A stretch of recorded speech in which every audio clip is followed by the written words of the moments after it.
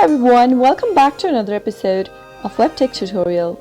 In today's tutorial video, I'm going to show you how to download YouTube application on your Android device. Keep watching the video till the end to learn how, and subscribe to our channel by hitting the subscribe button, and don't forget to press the bell icon so that YouTube will notify you whenever we post a new video. YouTube is an American online video sharing platform headquartered in California. YouTube allows users to upload, view, rate, share, add to playlist, report, comments, and much more. To download YouTube application, go visit your Play Store for your Android and your App Store for your iOS.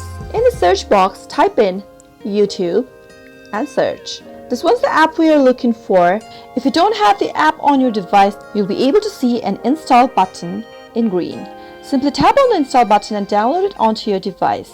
You can also visit your web browser and type in download YouTube. Once you do that, there will be numerous of search results from where you can download the application on your device.